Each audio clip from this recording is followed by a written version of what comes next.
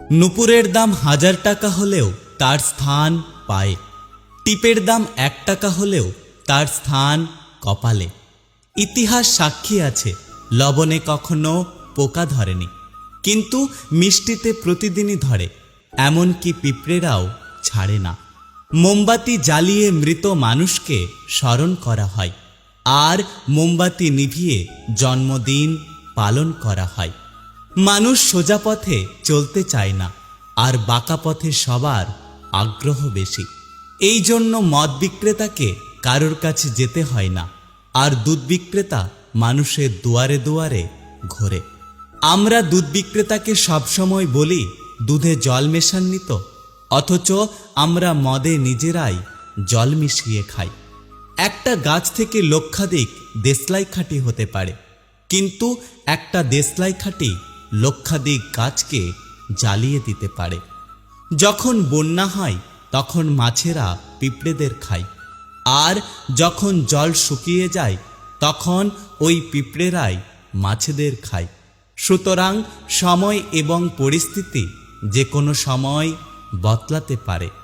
বাড়ির মধ্যে সাপ ঢুকে গেলে আমরা তাকে লাঠি দিয়ে মারি, আর মন্দিরের মধ্যে সাপ দেখা গেলে তাকে আমরা পুজো করি, দুধ খাওয়াই। পৃথিবীতে সবথেকে বেশি মিথ্যে কথা বলা হয় আদালতে, ধর্মগ্রন্থ ছুঁয়ে, আর পৃথিবীতে সবথেকে বেশি সত্য বলা হয় মদের দোকানে, মদের গ্লাস হাতে নিয়ে। সময় বড় কঠিন হয়, তাই জন্যই তো ঘড়িতে ফুল নয় বরং কাঁটা থাকে। কেউ একজন একটি সুন্দর কথা বলেছেন, আমি যখন ছোট ছিলাম তখন আমার জুতো ছিল না বলে আমি কেঁদেছিলাম। তারপর একদিন দেখলাম এমন একটি ব্যক্তি যার পা নেই। তারপর আমি বুঝতে পারলাম যে পৃথিবীতে আমি কতটা ভাগ্যবান। আগে মানুষ সূর্য ডোবার পর খাওয়া দাওয়া করে ঘুমিয়ে পড়ত, আর এখন মানুষ সারা রাত্রি জেগে সূর্য ওঠার পর ঘুমাতে যায়। আজ পর্যন্ত মানুষকে এতটুকুই চিনলাম, জানোয়ার বললে রেগে যায়, অথচ বাঘের বাচ্চা বললে খুশি হয়। আপনারাই বিচার করে বলুন, বাঘ কি তাহলে পশু নয়?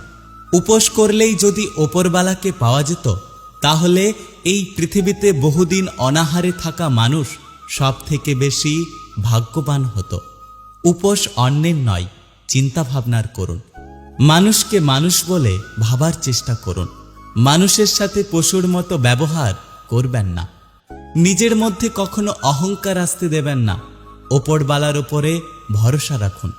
ওপরবালা যদি চান আজকে আপনার ভালো দিনটাকে কালকে একটি খারাপ দিনে পরিবর্তিত করতে পারে। তাই যদি আপনি সুখে আছেন অহংকার করবেন না, যারা দুঃখে আছে তাদের দেখে হাসাহাসি করবেন না। সকলের সাথে থাকুন, সকলের পাশে থাকুন।